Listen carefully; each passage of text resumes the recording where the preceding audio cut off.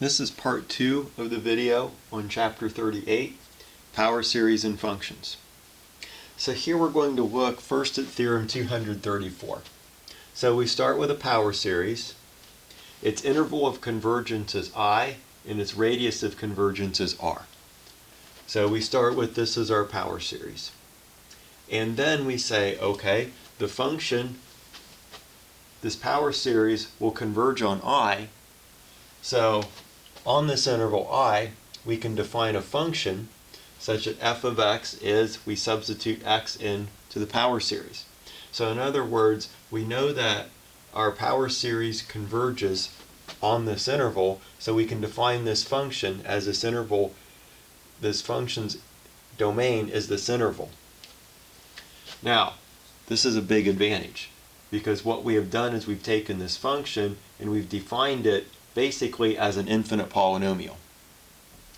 And what the rest of the theorem says is that if you take this function and define it as an infinite polynomial, you can treat it as an infinite polynomial.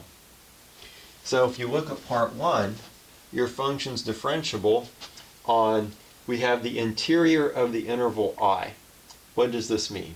Well, if I is the entire real line, then this is the entire real line. But if I goes from, say, some left point A to some right endpoint B, the interior is the open interval AB. So it is the interval minus the endpoints.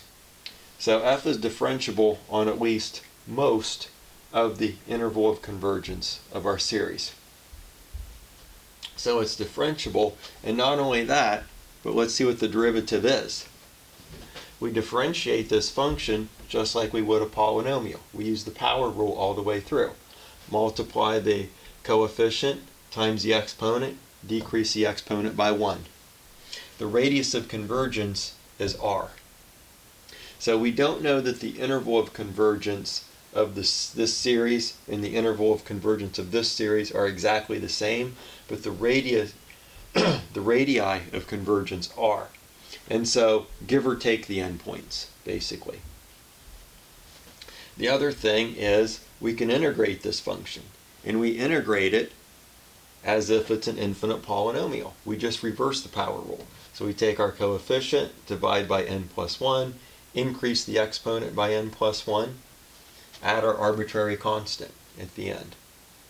So we can differentiate and integrate this function as if it's a polynomial. And that's nice. So example 235, we're going to look at a series and we want to figure out what algebraic function this represents. The previous two examples we did from this chapter, we had a function and we wanted to represent the function as a power series. Here we're doing the opposite thing. We have the series and we want to find the function. So we look at this series and we factor out an x. So we factor out an x, and instead of the sum n equal 1 to infinity of n times x to the n, we write that as x times n to the n minus 1. Why did we do that? Because this part looks like something we differentiated using the power rule. And we can factor an x out right here. And now we're going to ignore this x for a moment. And we're just going to look at this sum. And we're going to set g of x equal to this sum. Again, because this looks like something we differentiated using the power rule, let's integrate this. So we take the integral of g and we reverse the power rule, and we have this. We know that this series, this is a geometric series, so this is its sum, 1 divided by 1 minus x. We subtract 1 because we're starting at 1 and not 0. This part right here would represent the sum if we were starting at 0, but we're not. We're starting at 1, that's why we subtract the 1. And then we have our arbitrary constant. That means this was the integral of g. So what is g itself? G itself is the derivative of this function.